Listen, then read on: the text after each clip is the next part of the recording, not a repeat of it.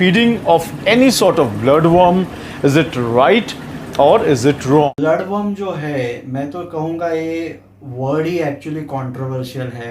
What are the points and the observations he should take into consideration while buying and procuring a farm? Quite a few sellers, resellers to maybe raisers, breeders who actually normally do not want to share the informations with hobbyists. कल को जाके अगर उसके यहाँ पे mortality हो गया तो या तो वो हॉबी से हमेशा के लिए निकल जाएगा और या तो वो किसी और सेलर के पास चला जाएगा जो उसको अच्छा इंफॉर्मेशन दे सके। अब जिनसे फिश खरीदे हो आप उन्हीं को पूछो, मुझे तभी पूछिएगा जब मुझसे fish खरीदिएगा।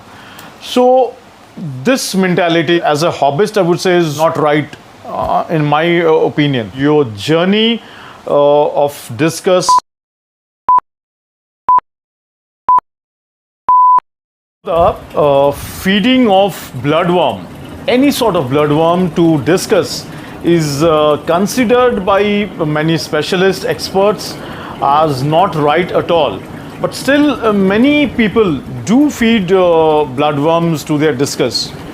So please throw a light on this issue, whether as to feeding of any sort of bloodworm, is it right or is it wrong? देखिए ये जो ब्लडवर्म जो है, मैं तो कहूँगा ये वर्ड ही एक्चुअली कंट्रोवर्शियल है। मतलब काफ़ी सारे जो एक्सपीरियंस्ड बड़े बड़े ब्रीडर्स हैं जो पास्ट में हो चुके हैं या अभी भी जो इस हॉबी में है, ये कई लोगों का मानना है कि ब्लडवर्म्स या कोई भी लाइव फीड देना अच्छी बात नहीं है।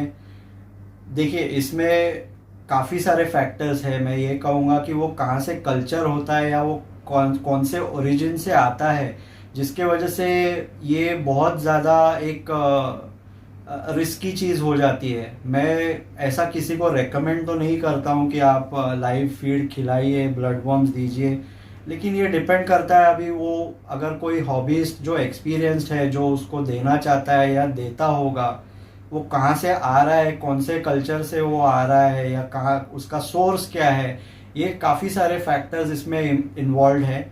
लेकिन मैं फिर भी कहूँगा कि आपके वीडियो के माध्यम से अगर ये मैं बताना चाहूँ तो मैं किसी को सामने से ये रेकमेंड नहीं करना चाहूँगा, क्योंकि अगर कल को मान लीजिए ये वीडियो देखने के बाद अगर किसी ने ब्लडवर्म या कोई लाइव फीड दे दिया अगर फिशेस को, और वो मान लीजिए किसी सोर्स से आया है, जैसे कंटामिनेशन है उसके अंदर, क्योंकि ब्लडवर्म्स वगैरह आप देखोगे तो मोस्टली सीवेज लाइंस में या गंदी जगहों से ही आता है, तो वो साफ किया हुआ है नहीं है, वो कौन से जगह से आया है, ये बहुत सारे फैक्टर्स इसमें डिपेंड करते हैं। अगर मैं आज आपको कह दूंगा कि नहीं लाइव फीड तो मच्छी बहुत प्रिफर करती है, तो ऑब्वियसली काफ़ी सारे लोग ये सुनकर ब्लडवर्म या कोई लाइव फीड शुरू कर देंगे खिलाना उनको।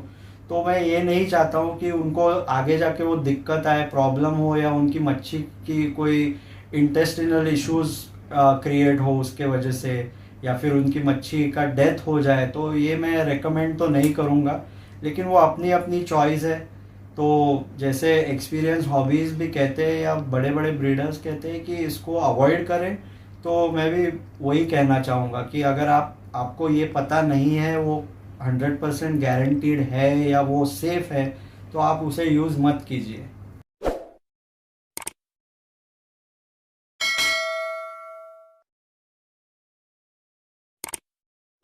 Shivada, since you have purchased a new farm, which I've come to know, and further, like since you're a breeder as well, an upcoming breeder who wants to buy a new farm, what are the points and the observations he should take into consideration while buying and procuring a farm? देखिए discuss का एक setup हो, आप इसको farm के तरीके से नहीं बट कोई भी सेटअप अगर कोई कमर्शियली करना चाहता है, वो सोचता है कि ठीक है मैं एज ए डिस्कस हॉबीज था, मैंने कुछ डिस्कस पाले, मुझे उसमें सक्सेस मिला और मैं इसको आगे बढ़ाना चाहता हूँ, तो डिस्कस एक देखिए ऐसी मच्छी है जो आपको एक्स्ट्रा केयर थोड़ी बहुत उसकी लेनी पड़ेगी, क्योंकि किंग ऑफ द एक्वेरियम कहा जाता है डिस्कस को। तो उसको ट्रीटमेंट भी वैसी मिलनी चाहिए। अगर आप एक डिस्कस फिश फार्म को बढ़ाना चाहते हो या एक सेटअप बनाना चाहते हो, तो ऐसा नहीं चलेगा कि आप डिस्कस को उसको टैंक में डाल दिया और आपने 1 महीना 15 दिन उसको कुछ देखा ही नहीं, सिर्फ आप फीड करते जा रहे हो और उस पर ध्यान नहीं दे रहे हो, तो ऐसा नहीं हो सकता। एक डिस्कस सेटअप या उसको सक्सेसफुली आगे बढ़ाने के लिए कुछ इम्पोर्टेंट चीज़ें जो है वो बहुत ही ज़रूरी है। सबसे पहली बात तो डिस्कस एक प्रिस्टीन वाटर में रहने वाला फिश है, तो उसको साफ पानी होना बहुत ज़रूरी है। तो पानी का सोर्स जो है वो आपका कहाँ से है, अगर वो टैप वाटर है तो आपको वो सफिशिएंट है या नहीं जब आप सेटअप करने जा रहे हो। तो मुझे नहीं लगता कि कोई 1-2 टैंक के लिए डिस्कस का सेटअप करके वो आगे कमर्शियली उसको बनाना चाहेगा। तो अगर आप उतने पैमाने पे करना चाहते हो तो सफिशिएंट वाटर है कि नहीं है वो ज़रूरी है। उसके लिए जगह अच्छी होनी चाहिए जहाँ पे आपको जैसे कि डिस्टरबेंस नहीं होना चाहिए, उसको काफ़ी अच्छी नेचुरल लाइट मिल सके, वहाँ पे इलेक्ट्रिसिटी का प्रॉपर होना ज़रूरी है। अगर आपके यहाँ पे फ्लक्चुएशंस है, जैसे कि आपका एक आउटेज होता है, बार बार आपके यहाँ पे लोड शेडिंग होता है, तो आपको डिस्कस के लिए आपको बैकअप होना ज़रूरी है ताकि आप उसको एडिक्वेट ऑक्सीजन 24/7 दे सको। उसके बाद आपका फीडिंग जो है वो आप फीडिंग कैसे दे रहे हो, उसको टाइमली फीडिंग देना बहुत ज़रूरी है। जैसे हम लोग सुबह नाश्ता करते हैं, दोपहर को खाना खाते हैं, फिर शाम को नाश्ता करके रात को खाना खाते हैं, तो डिस्कस का भी कुछ वैसे ही है, लेकिन आपको उसकी रिक्वायरमेंट्स को ध्यान में रखते हुए ये सारी चीज़ों का सोच के आगे आपको सेटअप बढ़ाना होगा।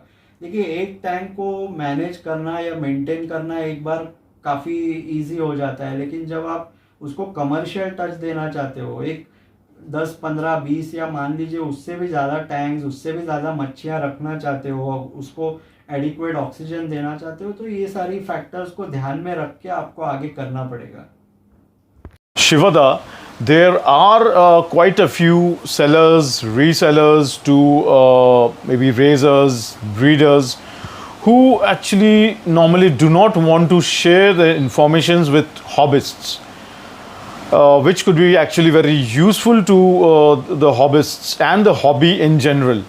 So, how do you see it? Is it right or is it wrong?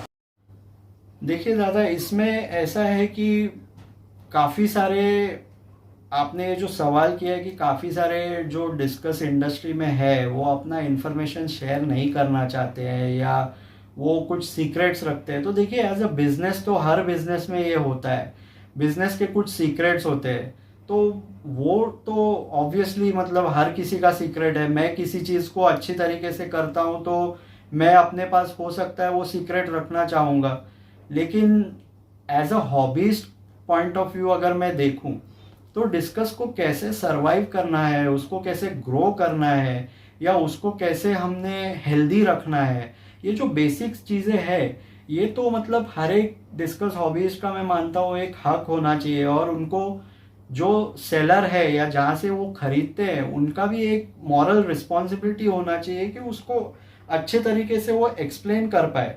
देखिए, मच्छी में बेच के अगर वो हॉबीज के पास कल को जाके 4 दिन 8 दिन 15 दिन में अगर उसका डेथ हो जाता है, मोर्टेलिटी हो जाती है, तो वो शायद मैं वो डिस्कस हॉबीज का या उस हॉबीज का पर्टिकुलरली मैं उसका पूरी तरह से इंटरेस्ट उस हॉबी में ख़त्म कर रहा हूँ।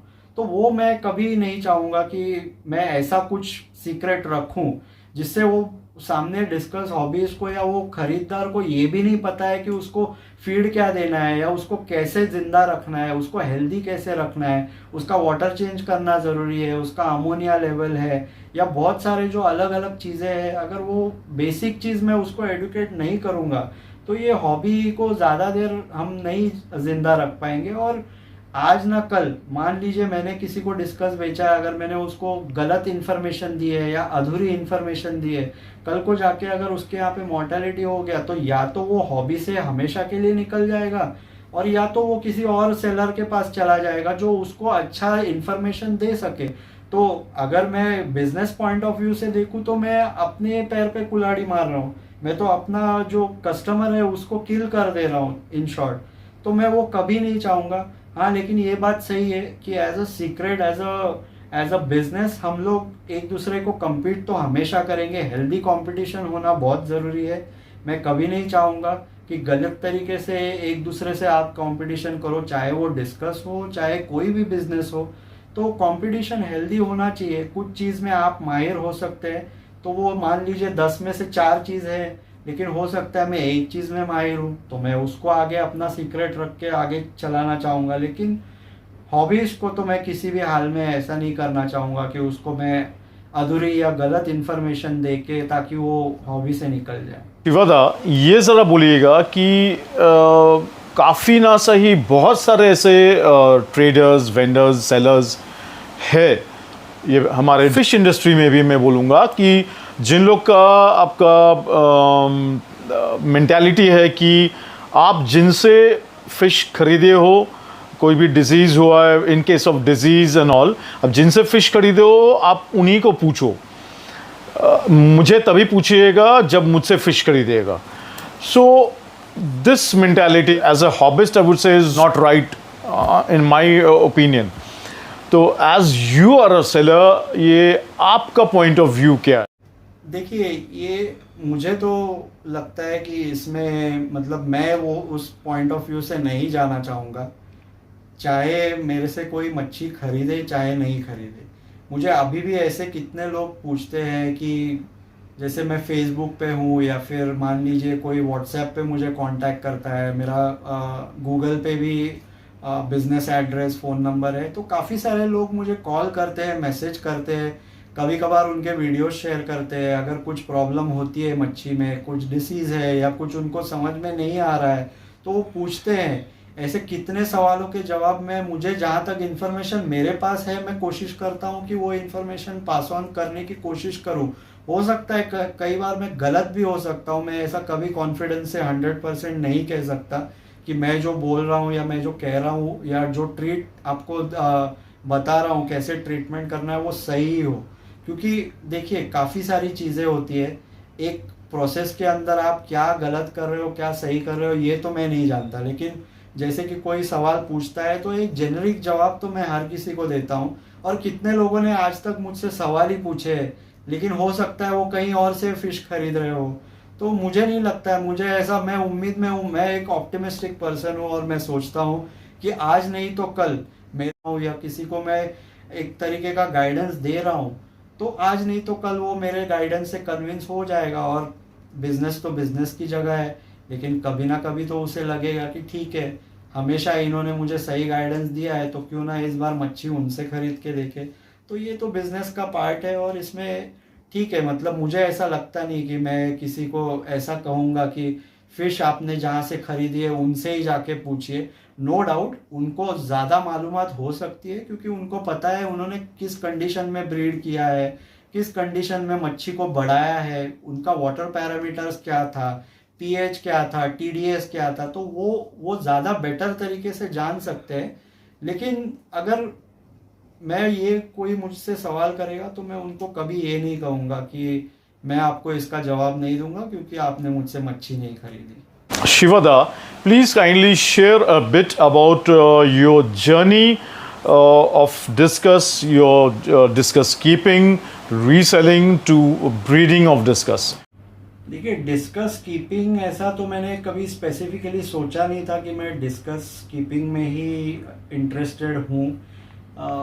हमारे मेरे मेरे जो चाचा हैं उनका पहले से एक शॉप था, एक्वेरियम शॉप था, और पेट शॉप भी था, साथ साथ बर्ड्स, डॉग्स, ये सारी चीज़ें हमारे शॉप पे हम लोग सेल करते थे। तो बचपन से जब मैं काफ़ी छोटा था, मुझे याद भी नहीं, अभी शायद हो सकता है मैं 4th या 5th स्टैंडर्ड में रहूँगा, तब से हम लोग मच्छी के बीच में या पेट्स के बीच में छोटे से बड़े हुए। तो वो एक पागलपन तब से सवाल था कि अच्छा टैंक बनाना है, उसमें सैंड अच्छी डाल के कुछ प्लांट्स लगाने हैं, अच्छी मच्छियाँ छोड़नी है। तो ये हमेशा से ही था, क्योंकि हम लोग वो बचपन से देख के ही बड़े हुए थे। हाँ, लेकिन डिस्कस हॉबी में मैं अगर आपको कह सकूँ तो एक फर्स्ट टाइम जो मैंने डिस्कस पाला था वो तकरीबन 2005-06 के करीब था, जब मैंने फर्स्ट टाइम डिस्कस को पास से देखा था। और वो उसकी खूबसूरती को देख के, उसके वो जो कलर्स, वाइब्रेंट कलर्स, पैटर्न्स को देख के जो मैं उस टाइम पे एक पागलपन सवार हो गया था डिस्कस के बारे में, तो वो कभी आज तक ख़त्म नहीं हुआ। नो डाउट ये करियर के पीछे या फिर जॉब, एक बंदा जो मिडिल क्लास लाइफ जीता है तो जॉब के वजह से मैंने काफ़ी बार उसको लिमिटेशंस मेरे आ गए, जिसके कारण मैं कई बार उस चीज़ को रोकना पड़ा। लेकिन वो जो दीवानगी थी वो कभी दिमाग से पूरी तरह गई नहीं, तो वो आज तक जिंदा ही है और मुझे लगता है हमेशा वो रहेगी। थैंक यू दादा, आज आपने वक्त निकाल कर ये वीडियो बनाया और काफ़ी सारे लोगों को मेरी जर्नी से या फिर इस वीडियो से काफ़ी सारी हेल्प होगी। तो मैं आपको धन्यवाद देते हुए इस वीडियो को समाप्त करने का एक अच्छे उम्मीद से, एक अच्छे विजन से मैं सोचता हूँ कि हम ये कर पाए। थैंक यू दादा।